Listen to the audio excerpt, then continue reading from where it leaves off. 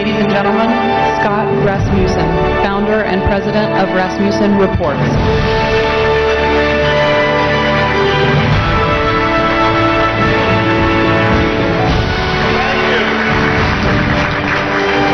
You know, before you clap, you should remember that part of my job is to tell you things you don't like to hear. And we're going to have some of that discussion as we talk about the electoral 2012 landscape. We've got a great panel here. But I want to begin with a question for you first, and I want you to be honest about this.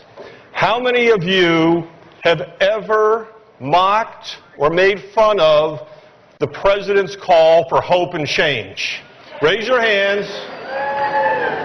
With all due respect, I'd like to say that's really stupid. And the reason for that is simple. The last three elections, 2006, 8, and 10, voters have voted against the party in power. They are unhappy with both sides. Voters are looking for hope and change as much today as they were in 2008. They do realize that if we have to count on the politicians for the change, there's no hope. But they are looking for that hope, and you ought to be encouraging Republican candidates, people you support, to offer that positive step forward. Now, as we talk about the electoral 2012 landscape, I'm happy to have on the panel today Eric Erickson from RedState.com.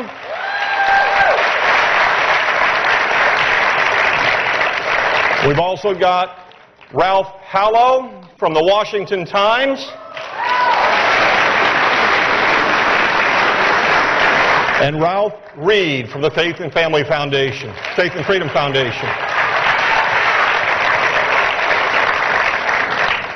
And as we talk about these issues, just to put it in context, I want you to realize this election is being held at a special time. The last time that government spending went down in America from 1 year to the next was 2 years before I was born. That was not in the Clinton era, or even the Jimmy Carter era. Dwight Eisenhower was president, and Elvis Presley recorded his first single in the same year that spending went down for the last time. The good news is voters are ready to change that. We're not sure if the politicians have caught up yet. Now, as I wander over, I wanted to ask Ralph Hallow to start us off. And Ralph, the issue is very simple. Right now, as we look at the presidential election, we see a Republican electorate that is not excited about their frontrunner, but 75% of Republican voters think that Mitt Romney will be the nominee. How do you see this playing out? The political landscape is littered with imponderables and improbables and unknowables far later than in the contest than it usually is. And I hate to say this at a conservative political action conference, but none of the signs that I see are particularly good. Intensity has gone from usually it's with Republicans. The polling I've seen shows that intensity or enthusiasm about voting is now with the Democrats. I regard that as a very bad sign. The enthusiasm among Republican voters for any of the candidates is dangerously low. So that if you have, no matter who you have win this, and you'd have to be an extreme partisan to believe it's not going to be Mitt Romney. He just has the money to get the job done, to go all the way to the end zone.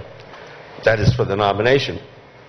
But none of these folks has the enthusiasm, generates the enthusiasm needed in November to bring more Republican voting independents and Republican activists and so on to the polls. It's the same story. It seems to me that the Republican Party has had every time. I hope this is not taken as a criticism of any of the candidates or the Republican Party.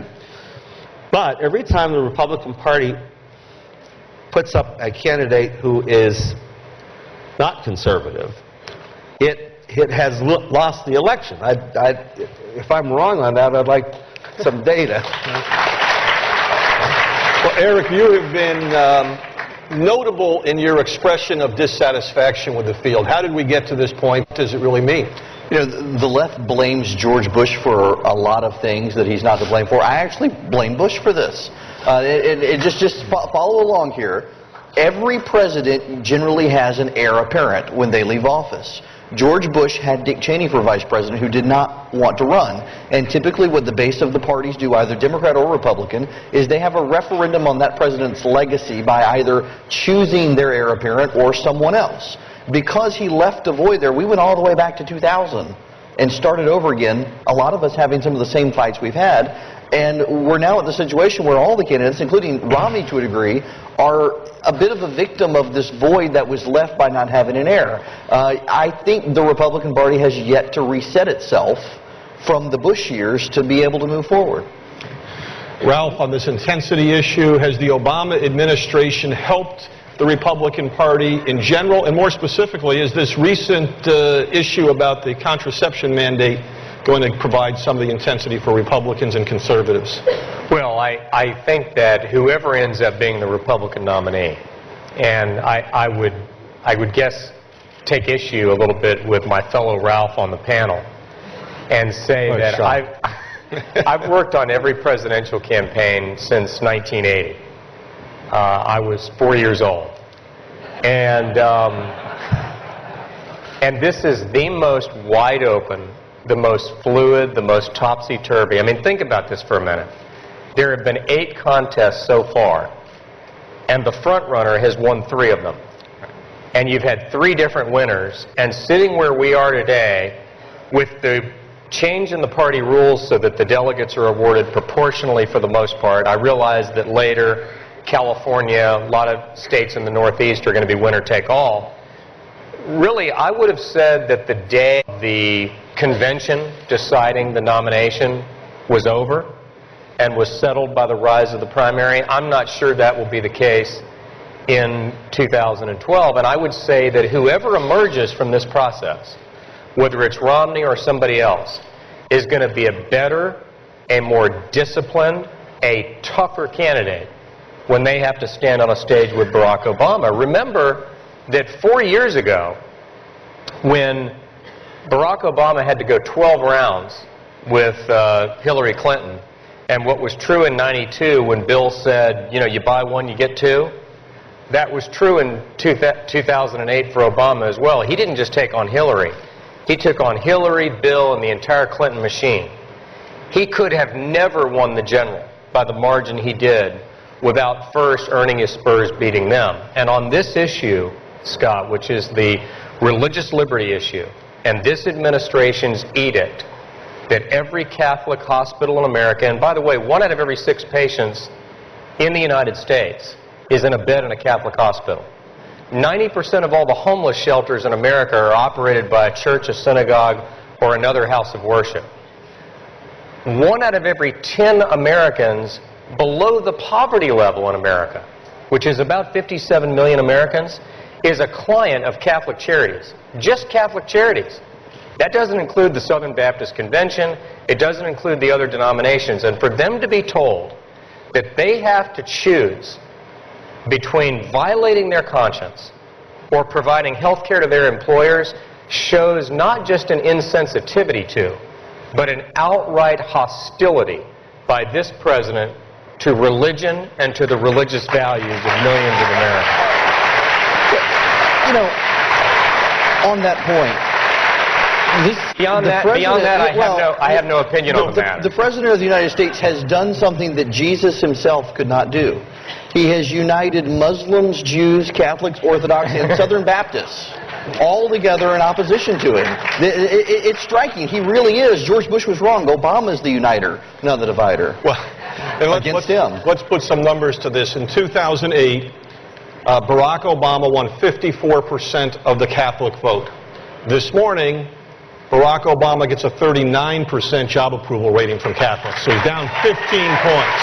Yeah, and Scott, is that your data? Yes. Okay, that's your data. Add to that the Pew Research data, right, that shows that in 2008, this is party ID, 49% of Catholics said they were Democrats, 41% said they were Republicans in '08.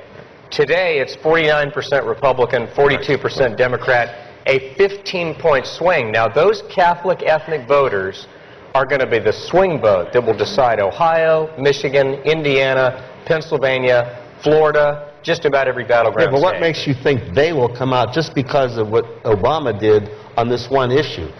Yeah, there's been a shift, but what about, back to intensity, what about feeling that they've got to vote in November or else something bad happens as far as they're concerned? Well, I think what it does is it gives the lie to Obama's argument that Obamacare as passed posed no threat to the deeply held moral beliefs of religious Americans. It also gives the lie to the abortion carve-out that he did by executive order. But, Ralph, I do agree with you on this. It isn't going to be enough to just be anti-Obama. Whether it's Romney or Santorum or Gingrich or whoever it is, we have to have a forward-leaning, positive, conservative reform agenda that will excite and energize the grassroots. I want to shift gears. I want to shift gears, though, for a second. We've only got a little bit of time to cover the entire landscape. We're talking about some of the issues, but every bit of polling shows that the economy is the top issue driving election 2012. Before Lehman Brothers collapsed, 43% of Americans said their finances were in good shape. When President Obama took office, it had already fallen to 35%. By last summer, it was down to 27%, and the president's ratings were tanking.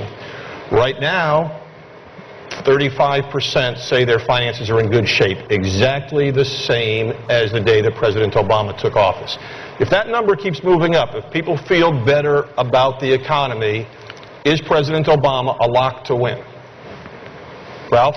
I think it's a lot harder, but I don't think that'll be the case. You've still got almost 1 million more people out of work today than when he took the oath of office. Okay. Historically, and Scott, I know you know this, no one in the post-World War II period has been reelected as president in the year in which real personal income declined. And right now that number is down, it's not up. So it's not just the single unemployment number, it's whether or not people feel like they've got money in their pocket. Eric, do you think it's more than the economy? I think the race should be more than the economy. Unfortunately, I think the Republicans have decided that they're going to go with electability instead of issues. And if electability is your case, and the electability is based on I can fix the economy, and the economy fixes itself, then why do we necessarily need a nominee who the Obama campaign is going to spend millions and millions of dollars on to make unlikable? There needs to be something more to it. Ralph is right. We have to have more of an agenda. But also, I think the Republicans have dropped the ball on telling the story about Barack Obama. They never have. They all thought that they could use the economy. There's a story to be told about Barack Obama. This is a man who, if you want to succeed in his America, you have to be on board his campaign. He picks the winners and losers, not the free market. And there's a story to be told there that resonates, I think, with people in the country. I just think the Republicans are dropping the line. I hate to be pessimistic about an election. We should win. But it seems like we are setting ourselves up to lose if the economy improves. And we should be able to beat a man who, to succeed in his society, he must pick you as a winner. Okay. Ralph? Unless the Republican, all of these figures are interesting and they'll go back and forth, and we don't know which one will be the ascendant ones and the ones that make a difference in November. But this much, I believe, is true. Unless the nominee has a message, a simple message that he can get out in 3 sentences, I don't think we have a chance, or Republicans have a chance. I don't know that every conservative here thinks of himself as a Republican. But if you think of the Republican Party as the repository, the only available repository of your philosophical beliefs, then the problem is you don't have any candidates. So far, it was demonstrated the ability to get a message. Why are any of these, with the exception of Ron Paul, why are any of these candidates running? What is it that they're going to do to change America? My God, the agenda of the leading candidate, the richest candidate, the presumed nominee, is 40 pages long. This is not how you do it. The problem is, unless you have a core belief, or a core set of beliefs. And you would call that conservatism. That's what you'd like to see. Unless you really feel that, it's hard to come up with 2 or 3 things the way Reagan did. When Reagan did it right, and that's going to be necessary again this time, because I think the playing field right now and in November will belong to Obama. He will have more money even than Romney. He will have the incumbency. These are 2 big, big advantages. Hey, Ralph, let's go beyond the White House for a little bit. What about the House and the Senate in 2012? Is that looking as bleak as Ralph is painting for the presidency? Well, first of all, again, I don't want to belabor the point, but I don't think it's as bleak as Ralph is making it sound, number one. I think if you look at, I think the Gallup poll last week or week before last of the top 12 battlegrounds, at that moment, Romney was beating Obama by a point, okay? And that's before the nomination has been resolved. And usually you're stronger after the nomination than pre. Now keep in mind, at that moment, Romney's acting as a surrogate for the pollster for a generic Republican. Secondly, no Democrat has been elected president since the founding of the Republic, not in the 20th century, not since the Civil War, in the history of the United States, without carrying at least 3 southern states. Obama carried Virginia, North Carolina, and Florida. I don't think he'll carry one of those states in 2012. Now, in terms of the House and Senate, I'm relatively optimistic the House will be held, and I'll tell you why. No incumbent president has gained more than 15 seats in a re-elect since World War II, with one exception, and that was Lyndon Johnson in 1964. And in a lot of ways, that doesn't really count because it wasn't really Johnson's re-elect. Right. So usually if you're going to have a wave in the House, it's Reagan 80. It's Obama 08 when he picked up 30. It's not the re-elect. Even Reagan, carrying 49 states and 59% of the vote, even he only picked up 15 House seats in 1984. Now, if you turn to the Senate, I think the picture is potentially better. Again, 9 months out, a lot of things could change, but Bob Kerrey bailed out of the Nebraska Senate race this week. That seat is gone. So now you're at 48, assuming North Dakota goes Republican, and it certainly should. That gets you to 49. At that point, to get to 51, you would have to win 2 of Montana, New Mexico, Missouri, Florida, Ohio, and Virginia. And then Scott Brown has to be reelected in Massachusetts. And I like our chances.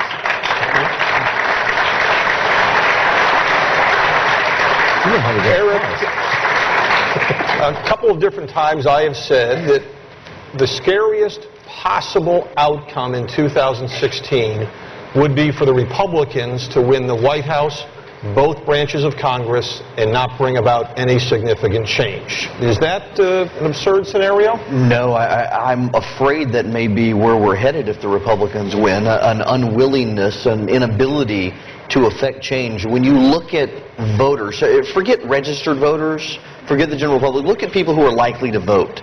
People who are likely to vote are expecting real change. You know, Congress has an 11% approval rating. Congress has a bad approval rating among Republicans. Do you know why Congress has a bad approval rating among Republicans? Because the Tea Party sent them to Congress to effect change, and they've seen them raise the debt ceiling. They've seen them compromise on spending with Barack Obama. They've seen them even now with this highway bill. As much as the Democrats want more spending, you've got a lot of Republicans mad at Republicans in Congress for spending too much. People across the board, regardless of party, want mental changes in the country. I've got to tell you, putting 2010 in perspective, you have to go back to the 1800s to find an election of that scale when you take into account not just federal races, but state, county, and municipal races in this country. There are cities in North Carolina, South Carolina, Georgia, where they used to be all Democrat. You can't find a Democrat in that county anymore after 2010. They all became Republican. Now, the danger in 2012 is if we run with electability instead of big ideas for reform, and then suddenly the top of the ticket doesn't look that electable, you're going to have a lot of people running away from the ticket who have poured money in there and don't have money to pour into state races, gubernatorial races, Senate and House races. We can't just focus on the White House. We've got to focus on the House, the Senate, governors, and state legislatures. We would be nowhere on the Obamacare decision without a concerted effort by conservatives to elect attorneys general in the 50 states. Yeah. Aren't there super PACs, though, that have been formed by Gillespie and others that address the House and Senate funding? And what would a bad turnout mean for those super PACs? I think a bad turnout in 2012 would actually hurt us in a number of the swing states. Remember, this is the first redistricting that the Democrats have ever controlled. Since the passage of the Voting Rights Act in the 1960s, the Republicans have controlled the Department of Justice for every census redistricting. This is the first time the Democrats have ever done it since the Voting Rights Act was passed. So they've tried to pull back possible Republican gains in the legislative races. They have tried to put Republicans in tighter districts. We've got to have a good turnout in November to get these people elected. Is it possible, and this is for either Ralph, is it possible for the Republican presidential nominee to not be the leader of the movement in the country? Yeah, of course it is. Okay. What happens if that happens? What does that look like? Well, nobody knows the future, but I'll tell you what I've observed on as long as I've been on this planet, it means suicide for the Republican Party. Ralph, you agree on this one? Well, I would certainly agree it's not the best scenario. But I guess what I would say is, speaking as somebody who's been involved in the conservative movement since the late 70s, that we've spent most of our time on this panel doing what probably a lot of us are doing during breaks and sitting around at coffee klatches, and you know, you sort of sit around and say, well, Boehner ought to be doing this, and McConnell ought to be doing that, and Romney or Newt ought to be saying this, and those are all true. Okay, we need our leaders to plant their feet in concrete and take a stand, not just in season, but out of season. But having said that, I also want to put the monkey on our back a little bit. I like what Newt says when he says, I'm not asking you to be for me, I'm asking you to be with me. Because when you look at what we're going to face, which is $1 billion, the labor unions, President of the United States flying around in Air Force One with every special interest in this country in his back pocket, and the meanest, toughest, most vicious political team we have ever faced. And that's saying a lot. When you look at what that is going to look like, it's not just on the nominee's back, it's on our back. It's our responsibility. How many people in this room are active in or have attended a Tea Party event in the last 2 years? All right? Now let me ask you a question. What Republican politician made that happen? Not one. We made it happen on Facebook and on social networking from them up. And but Ralph, MSNBC told us it was the Koch brothers who made it happen. Well, I know you'll hear that on MSNBC, or as you say, another network, but it's not true. So what I'm saying is, whoever the nominee is, let's not just think of ourselves as passive and as them being the ones to have to make the case. Let's go out there and turn out the biggest conservative vote in a presidential election in modern political history, and let's send Barack Obama in a U-Haul it back to Chicago where he belongs.